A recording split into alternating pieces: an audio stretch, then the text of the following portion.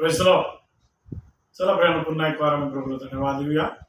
आजचाही पवित्र प्रभुवार प्रभूने आमच्या आयुष्याला जोडलेला आहे आणि आजच्या दिवशी प्रभूच्या पवित्र वचनाला संबंधाने जे प्रभूचं नियोजन आहे ते समजण्याकरता प्रभूने पुन्हा एक वार कृपा आहे याकरता आपण प्रार्थना करतो. सेनाधीश प्रभू, तुझे उपकार मानतो, तुला धन्यवाद देतो. पुन्हा एक वार प्रभूची आजच्या या रात्री तुझ्या पवित्र समक्षतेमध्ये येऊन तुझी सेवा करण्याकरता आम्हाला कृपा दिली. धन्यवाद. तुझे वचन तू माझ्या मुखामध्ये घातलेलं आहे. ज्या गोष्टीचं शिक्षण तू आपल्या लोकांना देणार आहे प्रभू, ते माझ्या ओठाच्या द्वारे तू द्यावा अशी प्रार्थना करतो. माझी ओठ जी आणि देव, माझं मन आणि माझे विचार, माझे शब्द तुझ्या हातामध्ये घे. मी नवमजद्वारे तू बोल आणि देव, तुझं जे सत्य वचन आहे ते तू आपल्या लोकांना समजवस. तुझ्या येण्याविषयीच्या ज्या काही गोष्टी आहेत प्रभू, त्या क्रमावर त्यांना समजण्याकरता तू कृपा कर. प्रभू येशूंचं तारणाऱ्याच्या पूर्ण आत्मा आमेन. Praise Lord. प्रियांनो, आतापर्यंत आपण बघत आहोत की प्रभू येशू ख्रिस्ताच्या द्वितीय आगमनासंबंधाचे जे काही देवाचं नियोजन आहे त्याचं क्रमवार असल्या प्रकारचा जो प्रोग्राम देवाने तयार केलेला आहे त्याच्या संबंधाने आम्ही पाहिलं की त्यातला पहिला भाग आहे मंडळीचं युग.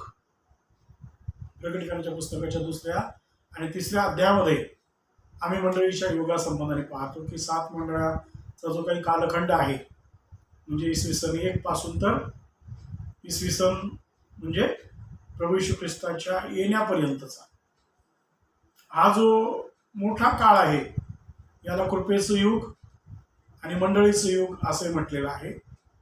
आणि आम्ही पाहतो की जे 70 सप्तकं प्रभूने इर्मायाला, त्याचप्रमाणे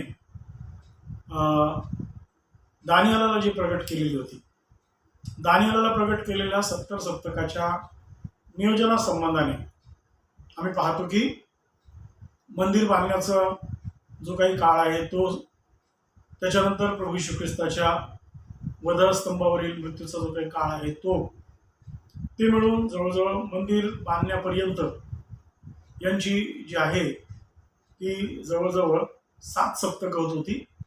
आणि त्याच्यानंतर प्रभू येशू ख्रिस्ताच्या मृत्यू समयीचा जो काही काळ आहे तिथपर्यंत, म्हणजे अभिषिक्ताच्या वधापर्यंतचं जे आहे ती 62 सप्तकं, अशी एकूण 70 सप्तकाचा जो काही कालखंड आहे याच्याविषयी आम्ही त्या ठिकाणी जे आहे ते बघतो.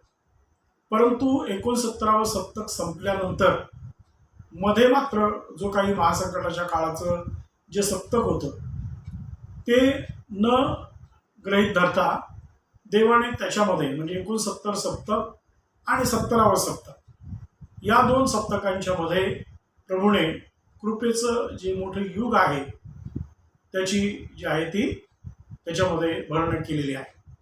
आणि हे कृपेचं जे काही युग आहे या युगामध्ये आम्ही पाहतो की प्रभू येशू ख्रिस्ताच्या वधस्तंभावरील मरणानंतर त्याचं स्वर्गारोहण, त्याचप्रमाणे त्याचं जे आहे पुनरुत्थान आणि त्याचं स्वर्गारोहण, या सर्व गोष्टी ज्या आहेत त्या सर्व जगाला कळाव्या आणि प्रभू येशूवरील विश्वासाच्या द्वारे त्यांना त्यांच्या पापांची क्षमा मिळावी.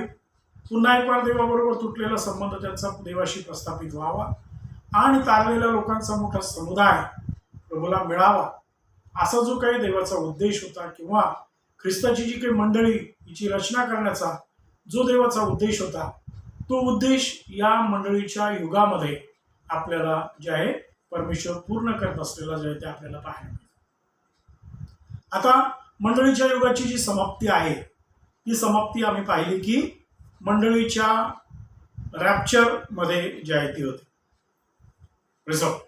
म्हणजे आम्ही पाहतो की प्रभू येशू ख्रिस्ताचं द्वितीय जे आगमन आहे, हे आगमन जेव्हा मंडळीचं युग संपतं आणि मंडळीचं युग संपल्यानंतर प्रभू येशू ख्रिस्ताचं अंतरामध्ये जे काही दुसरं येणं जे आहे ते जेव्हा होतं, त्या येण्यामध्ये आम्ही पाहतो की आद्य देवदूतांची वाणी, देवाच्या तुतारीचा नाद आणि आज्ञाध्वनी होत असताना जे प्रथम प्रभू येशूमध्ये महानिद्रा पावलेले आहे अशा लोकांचं पुन्हा उठणं होईल आणि ते जे आहे ते स्वर्गामध्ये जे आहे ते घेतले जातील. त्यानंतर जे जिवंत उरलेले लोक आहेत, जे प्रभू येशूवर विश्वास ठेवून पवित्र जीवन जगत आहे, अशा लोकांचं जे आहे त्यांचंही जी की नाशवंत शरीर आहे ती बदलून ती अविनाशी शरीरामध्ये त्याचं रूपांतर होईल आणि हे रूपांतर झालेले असे जे लोक आहेत तेही प्रभू बरोबर जे आहे ते स्वर्गामध्ये जे आहे ते घेतले जाते.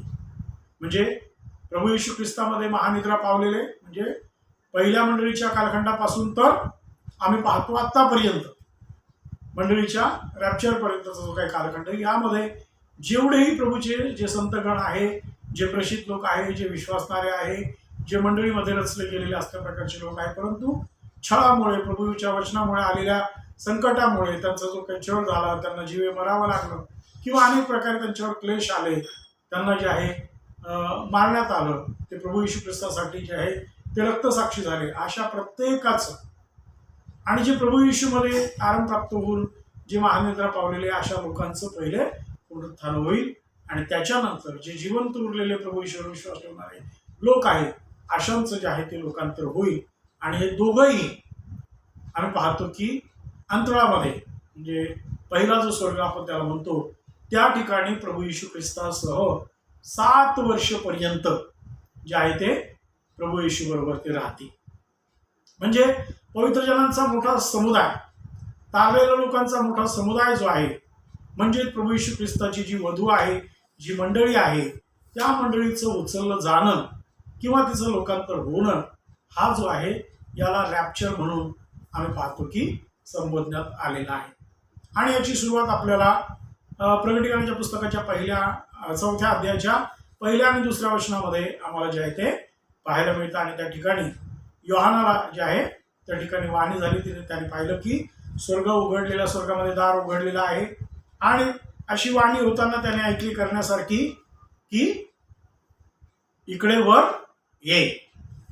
आपण ते वचन वाचूया. प्रकटीकरण पुस्तकाचा 4था अध्याय आणि त्याचं 1 वचन. यानंतर मी पाहिले तो पहा स्वर्गात एक दार उघडलेले मला दिसले आणि जी वाणी मी प्रथम ऐकली होती ती माझ्याबरोबर बोलणाऱ्या करण्याच्या ध्वनीसारखी होती.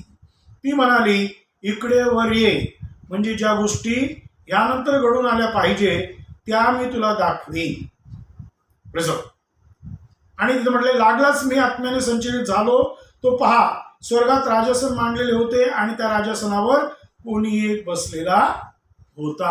आता या ठिकाणी मी काय पाहतो की स्वर्गामध्ये दार उघडलं गेलं आणि त्या ठिकाणी जे आहे प्रभूने आपल्या लोकांना जे आहे ते वरती येण्याची आज्ञा केली. आणि तिथं म्हटलेलं की देवाच्या तुतारीचा नाद होत असताना, आज्ञाध्वनी होत असताना परमेश्वर आपल्या निवडलेल्यास पृथ्वीच्या 4 दिशांवरून गोळा करेल आणि तो त्यांना आपल्याबरोबर जे आहे ते घेऊन जाईल. योहान कृष्णवर्तमानाच्या 14व्या अध्यायाच्या 1-2 वचनामध्ये आम्ही पाहिलं की प्रभू स्वतः म्हणाला, मी पित्याकडे जातो म्हणून तुमचे अंतःकरण अस्वस्थ होऊ नये. मी जातो आणि तुम्हासाठी जागा तयार करतो आणि जागा तयार झाली म्हणजे मी येईल आणि तुम्हाला घेऊन जाईल, कारण जिथे मी आहे तिथे तुम्ही माझ्याबरोबर असावं अशी माझी इच्छा आहे. आणि या वचनाप्रमाणे आम्ही पाहतो की प्रभूचं हे द्वितीय आगमन हे महत्वपूर्ण आहे मंडळीसाठी, मंडळीला घेऊन जाण्याकरता. त्याचप्रमाणे प्रकटीकरणाच्या पुस्तकाच्या 4थ्या अध्यायामध्ये हे प्रत्यक्षात जे आहे योहानाला झालेल्या प्रकटीकरणाप्रमाणे या ठिकाणी मंडळीचं लोकांतर जे आहे ते होताना आम्ही पाहतो. या ठिकाणी योहान स्वतः मंडळीचं प्रतिनिधित्व करत असलेला आपल्याला पाहायला. आणि तिथं पुढे म्हटलेलं आहे की यानंतर घडून येणाऱ्या ज्या काही गोष्टी आहेत त्या मी तुला दाखवितो. आणि त्या ज्या काही गोष्टी आहेत त्याच्यामध्ये आम्ही पाहत आहोत की 7 वर्षपर्यंत मंडळी जी आहे ती प्रभू येशू ख्रिस्तासह जी आहे ती स्वर्गामध्ये असणार. आणि त्या ठिकाणी पहिली गोष्ट आम्ही पाहणार आहोत की तेथे जी आहे ती न्यायसनं मांडली जाणार आणि त्या न्यायसनावर प्रभू येशू ख्रिस्त बसून जे पवित्र लोक आहेत त्यांनी केलेल्या प्रत्येक कृत्यांचा म्हणजे जे काही कार्य त्यांच्या प्रभूच्या सेवेचं त्यांच्यावर सोपवलेलं आहे, जो विश्वास त्यांनी राखलेला आहे, जे परिश्रम त्यांनी प्रभूसाठी केलेले आहे, जे जे काही त्यांना करण्याकरता प्रभूने जे आहे त्यांना सांगितलेलं आहे, ती सर्व कामं करत असताना त्यांना झालेला छळ, त्यांची झालेली नाडवणूक, त्यांना जीवे मारण्यात आलेल्या प्रत्येक गोष्टी आणि त्यांनी केलेली सर्व प्रकारची पराक्रमाची कामं किंवा काही लोकांनी जी आहे ती कामं केली परंतु ती कामं योग्य रीतीनं न केल्या कारणाने जरी त्यांना स्वर्गामध्ये प्रवेश मिळालेला आहे तरी पण त्या प्रत्येकाच्या कामाची जी आहे ती पारख होणार. आम्हाला मिळालेला विश्वास, त्या विश्वासामध्ये आम्ही विश्वासूपणाने राहिलो, पवित्र जीवन जगलो, प्रभू येशूला जे आवश्यक होतं त्या पद्धतीने आम्ही मंडळीमध्ये आपल्या स्वतःची योग्य रीतीने रचना करून घेतली, पवित्र जीवन जगून प्रभू येशू ख्रिस्ताच्या येण्याची वाट पाहिली.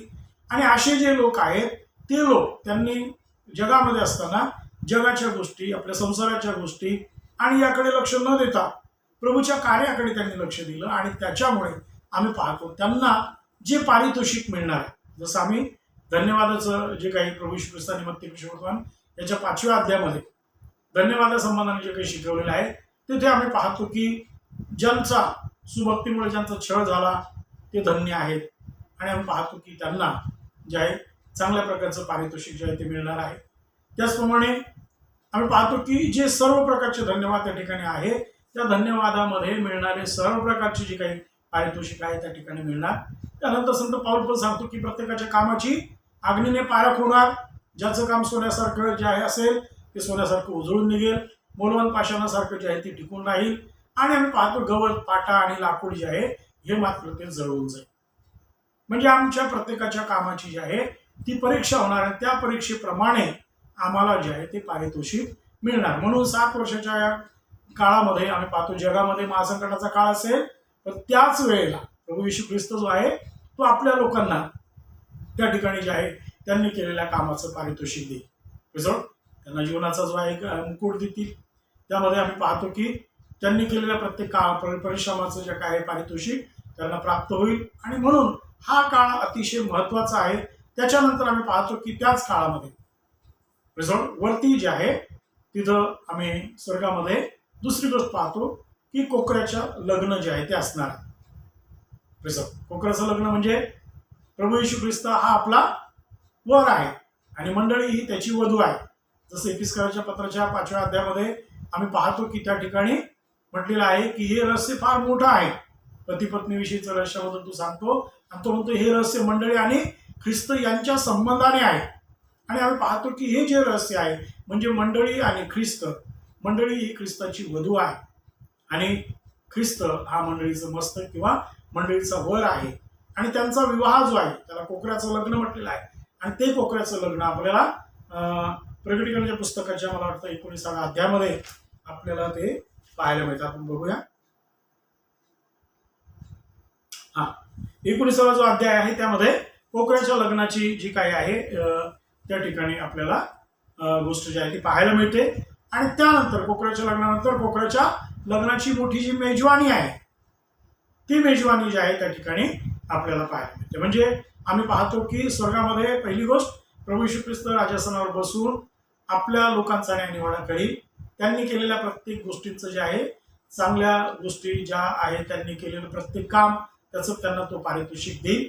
जसं 7 मंडळांना सुद्धा म्हटलं की आत्ममंडळच काय म्हणतो हे ज्याला कान आहे तो ऐकू. जो विजय मिळवतो त्याला मी जीवनाच्या झाडावरील जे आहे काही ते फळ खायला देईल किंवा मी त्याला पांढरा जो खडा देईल त्याचं नाव त्याच्यावर लिहिलेलं असेल.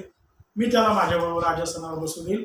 अशा अनेक ज्या काही गोष्टी त्याला मी येथील मागितलं जे आहे म्हणजे फळ आहे ते त्याला देईल. त्याचं नाव जे जीवनाच्या पुस्तकातून मी खोडणार नाही. अशा अनेक प्रकारच्या जे काही गोष्टी प्रभूने त्या ठिकाणी पारितोषिकासंबंधाने सांगितलेल्या आहे त्या सर्व गोष्टी ज्या आहेत त्या आपल्याला प्राप्त होतील. त्याच्यानंतर आम्ही पाहतो मंडळीचं ख्रिस्ताबरोबरचं जे काही विवाह आहे तो होईल. आणि त्याच्यानंतर आम्ही पाहतो की मंडळीला प्रभू येशू ख्रिस्ताच्या त्या विवाहातलं जे काही भोजन आहे ज्याला कोकऱ्याच्या मेजवानी म्हटलेलं आहे आणि त्या मेजवानी संबंधाने जे आहे त्या गोष्टी आपण स्वर्गामध्ये घडताना पाहतो. म्हणजे 3 गोष्टी या ठिकाणी स्वर्गामध्ये घडतात. पहिली गोष्ट आम्ही पाहिलं की प्रभू येशू ख्रिस्ताबरोबर मंडळीचं लोकांतर होणं, त्याच्यानंतर न्यायसनासमोर जे आहे मंडळीचं जे आहे त्यांच्या चांगल्या कामाची प्रशंसा होऊन त्यांना त्याचं पारितोषिक देणं, आणि तिसरी गोष्ट आम्ही पाहतो की कोकऱ्याचं लग्न, आणि चौथी गोष्ट आहे स्वर्गातील कोकऱ्याच्या लग्नाची मेजवानी.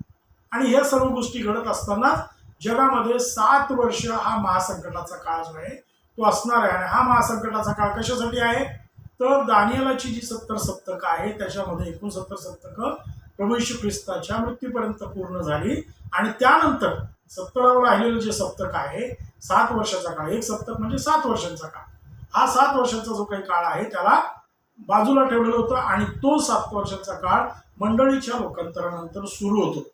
आणि त्याचं वर्णन जे आहे पवित्र शास्त्रामध्ये प्रकटीकरणाच्या पुस्तकाच्या 6व्या अध्यायापासून तर 18व्या अध्यायापर्यंत या महासंकटाच्या काळाचं वर्णन जे आहे ते आम्हाला पाहायला मिळतं. त्याच्यामध्ये आहे 7 शिक्क्यांचा न्याय, दुसरा आहे 7 करण्यांचा न्याय आणि तिसरा आहे 7 शिक्क्यांचा न्याय.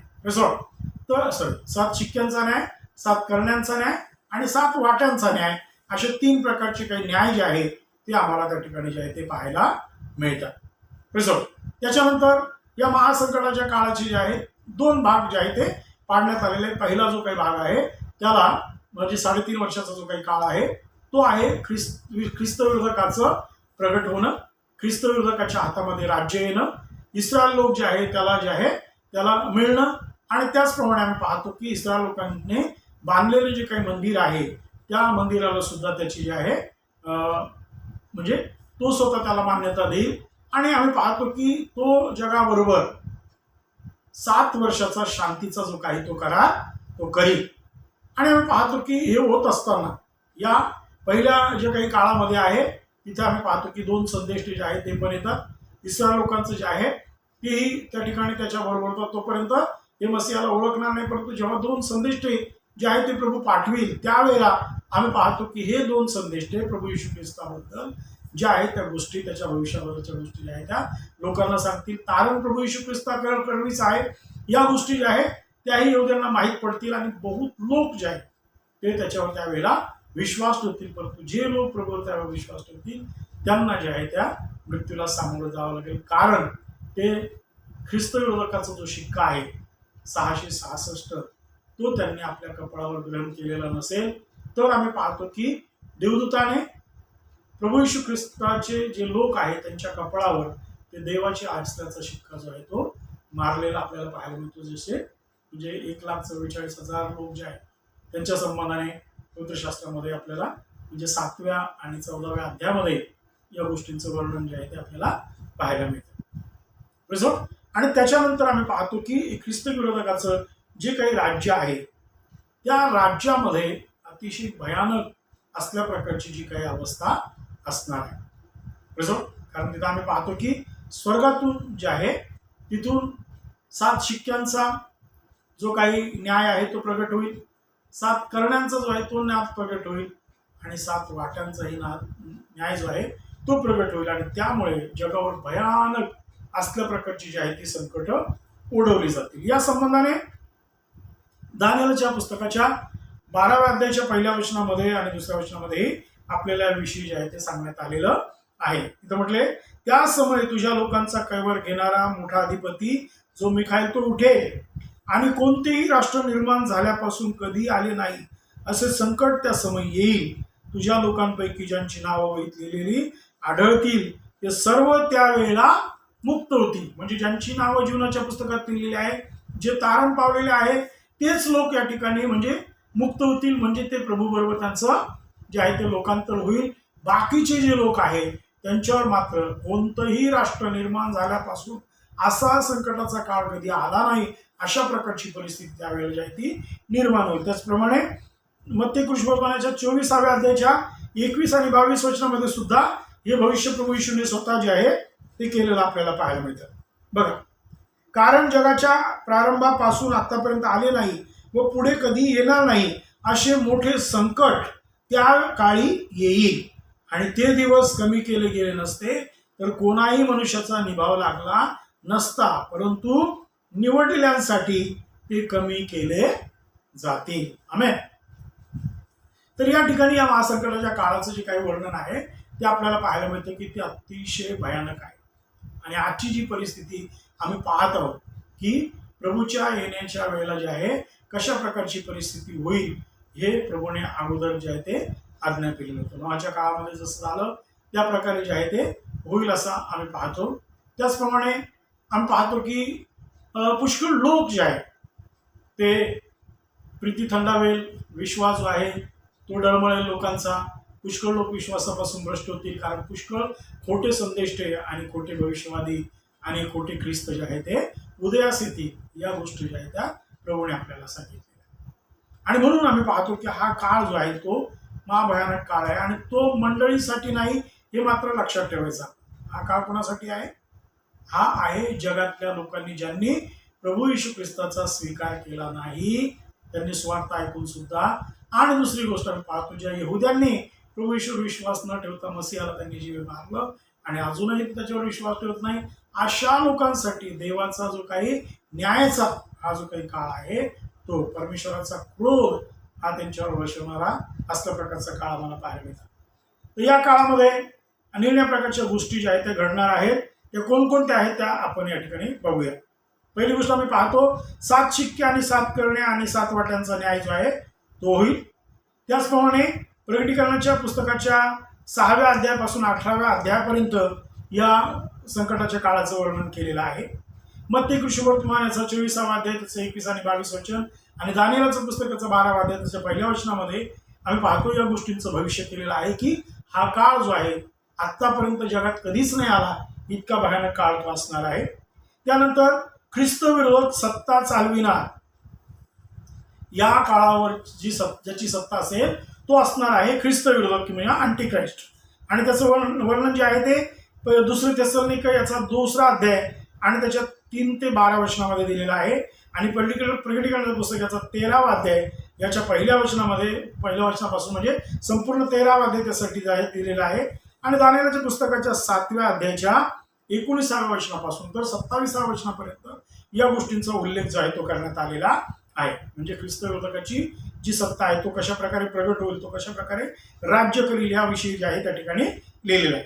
पुढे म्हटलेलं आहे की या काळामध्ये जी 10 युरोपियन राष्ट्र आहे ती रोमी साम्राज्याच्या अखत्यारीखाली जे आहे ते आपल्या राज्याची स्थापना करतील आणि त्यांचं वर्चस्व त्या ठिकाणी जे आहे ते राहील आणि ते यरुशलेमच्या विरोधामध्ये आपलं कार्य जे आहे ते करतील. त्यानंतर 70 सप्तकातील हे 17वं सप्तक आहे, म्हणजे शेवटलं सप्तक आहे. त्यानंतर त्याच्यामध्ये 2 जे संदेश आहेत पहिल्या 3.5 वर्षामध्ये म्हणजे आणि दुसरे 3.5 वर्ष असं या युगाचा जो काही विभाग पाडण्यात आलेला आहे. त्यानंतर आम्ही पाहतो की तिसरं जे मंदिर बांधलेलं असणार, म्हणजे आता पहिला जो काही भाग आहे आम्ही पाहिलं त्याच्यामध्ये दुष्काळ आहे, मर्या आहे आणि प्रकारच्या ज्या काही गोष्टी आहेत त्या होतील.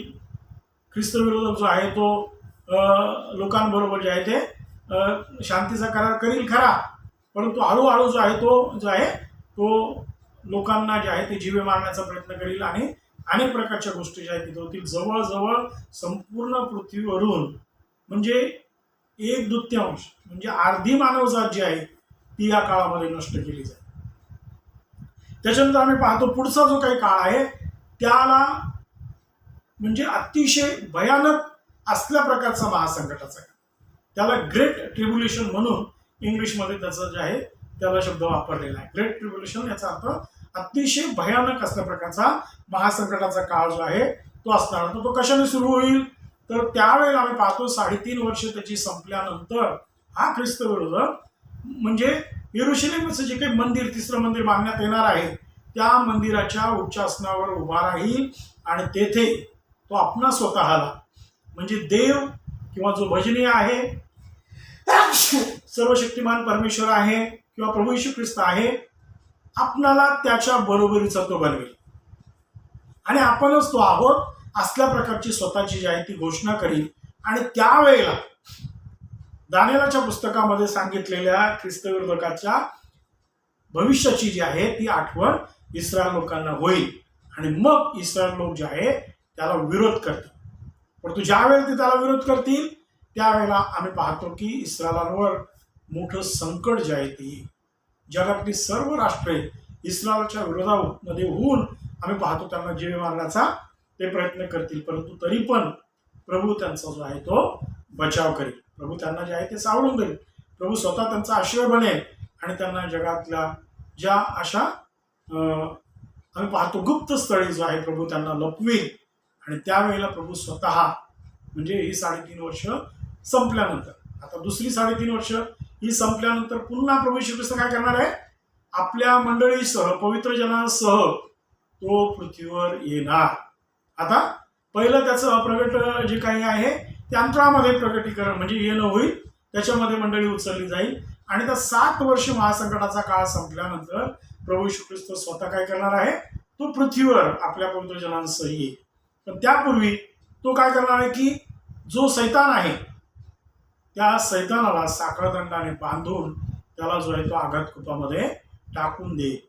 आणि त्यानंतर आम्ही पाहतो की या जगामध्ये प्रभू येऊ जे लोक प्रभू येशू ख्रिस्ताचं ज्यांनी ऐकलं नाही, ज्यांनी त्याची सुवार्ता मानली नाही, त्याचप्रमाणे ज्या लोकांनी इस्रायलच्या विरोधामध्ये, येरुशलेमीच्या विरोधामध्ये होऊन जे आहे सर्व जगातील राष्ट्र जे आहे ती एकत्र आली आणि यहूद्यांना किंवा इस्रायलला नष्ट करण्याचा प्रयत्न केला, प्रभू येशू ख्रिस्त स्वतः आपल्या पवित्र जनांसह येऊन या सर्व राष्ट्रांचा जो आहे तो सूड उगवेल. आणि तो जो काळ आहे त्याला म्हटलेले हर्मगिदोनचं जे काही युद्ध आहे ते त्या ठिकाणी आहे. मग्गिदो या ठिकाणी सर्व सैनिक राष्ट्राचे सैनिक जे आहेत ते जमा होतील आणि त्या ठिकाणी प्रभू येशू ख्रिस्त जो आहे त्यांचा काय करणार आहे, त्यांचा निपात करेल. आणि त्यावेळेला आम्ही पाहतो की घोड्याच्या लगामाला लागेल असल्या प्रकारे रक्ताची जी काही पाठ आहे ते वाहते. आणि त्याच्यानंतर आम्ही पाहतो की प्रभू येशू ख्रिस्त या जगामध्ये आपलं 1000 वर्षांचं राज्य जे आहे ते स्थापित करेल. जेथून पहाडावर त्याचे पाय लागतील त्यावेळेला जेथून पहाड जो आहे तो पूर्व पश्चिम जो आहे तो दुभागला जाईल आणि पूर्वेकडची जी काही येरुशलेमीची जी वेस आहे त्या वेशीमधून आता जी बंद आहे ती वेस, ज्याला गोल्डन जे आहे वेस म्हणतात, सुवर्ण वेस जी आहे सध्या ती बंद आहे आणि त्या वेशीमधून प्रभू येशू ख्रिस्त जो आहे तो प्रवेश करेल. आणि इस्रायलांचं तेच म्हणणं आहे की ती वेस आतापर्यंत बंद आहे, परंतु जेव्हा ख्रिस्त येईल, मसीहा येईल, तेव्हा तो जो आहे तो त्याच्यातून मधून प्रवेश करेल आणि म्हणून ती राजाची वेस आहे आणि त्या वेशीमधून प्रभू येशू ख्रिस्त जो आहे तो प्रवेश करेल आणि येरुशलेमीमध्ये जे आहे तो आपलं राज्य स्थापित करेल.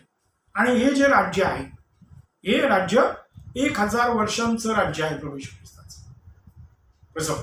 आणि या राज्याच्या पूर्वी प्रभू काय करणार आहे की सैतान, जो दियाबल म्हटलेला सैतान आहे, त्याला तो काय करणार आहे, तो त्या बिनबुडाच्या खड्ड्यामध्ये टाकून देईल.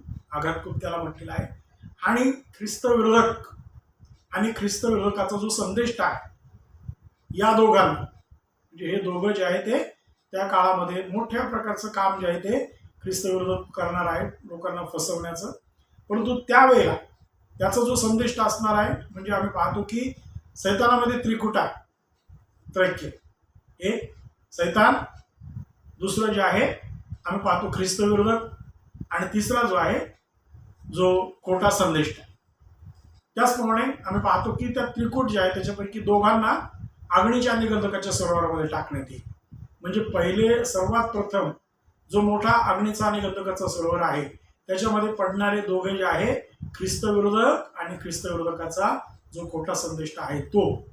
परंतु आम्ही पाहतो सैतानाला मात्र प्रभू येशू ख्रिस्त 1000 वर्षपर्यंत साखळदंडाने बांधून तो काय करणार आहे, आघातकुपामध्ये टाकणार आहे आणि तो 1000 वर्षपर्यंत त्यामध्ये तो पडत राहील. परंतु त्याच्यानंतर आम्ही काय पाहतो, प्रभू येशू ख्रिस्ताचं 1000 वर्षाचं जे राज्य आहे ते राज्य या जगामध्ये जे आहे ते प्रस्थापित होईल. आणि पाहतो त्या काळामध्ये प्रभू येशू ख्रिस्ताच्या 1000 वर्षाच्या राज्यासंबंधाने ज्या काही महत्त्वपूर्ण गोष्टी आहेत त्या आपण पुढील सेशनमध्ये जे आहे ते मी तुम्हाला सांगेन. आता आमच्या लक्षात आलेलं आहे की प्रभू येशू ख्रिस्ताच्या आगमनाचं जे काही द्वितीय आगमन आहे त्याच्यामध्ये महत्त्वाचा भाग आहे मंडळीचं रॅप्चर. आणि 7 वर्ष मंडळी जी आहे ती प्रभू येशू ख्रिस्ताबरोबर स्वर्गामध्ये राहणार.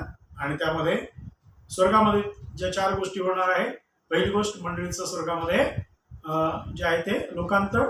दुसरी गोष्ट आहे त्या ठिकाणी प्रभू येशू ख्रिस्ताच्या द्वारे लोकांच्या कामाचं परीक्षण आणि त्यांना पारितोषिक. तिसरी गोष्ट आम्ही पाहिलं कोकराचं लग्न.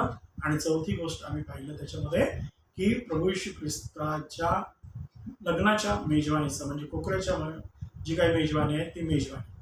आणि त्यानंतर आम्ही पाहतो की महासंकटाचा जो काही काळ आहे तो महासंकटाचा काळ या जगामध्ये 7 वर्ष असेल. 7 वर्ष मंडळी संकटाच्या काळामध्ये नसणार, परंतु महासंकटाच्या काळामध्ये इस्रायल लोक असणार आणि जगातले जे लोक येशूची त्यांनी वचन मान्य केलं नाही, त्यांनी येशूवर विश्वास नाही ठेवला, अशा लोकांवर भयानक असल्या प्रकारचा तो ख्रिस्त विरोधकाच्या जो काही संकटाचा काळ आहे तो असणार आहे त्याच्या राज्याचा. त्याचे 2 भाग आम्ही पाहिले, पहिला 3.5 वर्षाचा काळ आणि दुसरा 3.5 वर्षाचा काळ. पहिल्या 3.5 वर्षाच्या काळामध्ये तो जगाबरोबर आणि यहुदी लोकांबरोबर काय करणार आहे, शांतीचा करार करील आणि 3.5 वर्ष संपली म्हणजे तो करार मोडील आणि मग इस्रायल लोकांच्या वर आणि येरुशलेम मिळवण्याकरता हे लोक जे आहेत ते काय करतील, प्रयत्न करतील.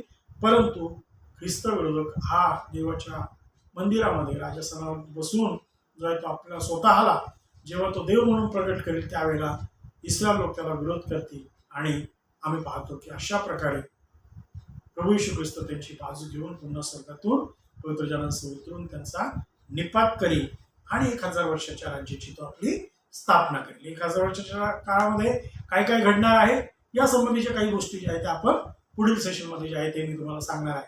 प्रभू करो या वचनाच्या द्वारे आपल्याला तयार करू आणि म्हणून बघा प्रभू येशू ख्रिस्ताच्या येण्याचा काळ जो आहे तो जवळ आलेला आहे. मंडळीचं उचललं जाणं जवळ आलेलं आहे, परंतु सर्वच उचलले जाणार नाही. म्हणून शास्त्र आम्हाला सांगतं की पवित्रतेशिवाय कोणालाही त्याला पाहता येणार नाही. म्हणून प्रत्येकाने प्रार्थनेमध्ये जागृत राहून पवित्र जीवन जगून प्रभू येशू ख्रिस्ताच्या येण्याची वाट पाहणं हे गरजेचं आहे.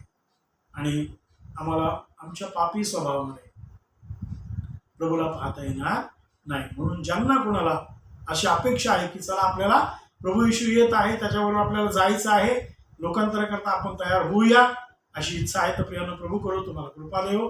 आणि जे लोक अजूनही तयार नाही त्यांनाही आपण तयार करूया. प्रभू या वचनाच्या द्वारे तुम्हाला आशीर्वाद देव. हालेलुया.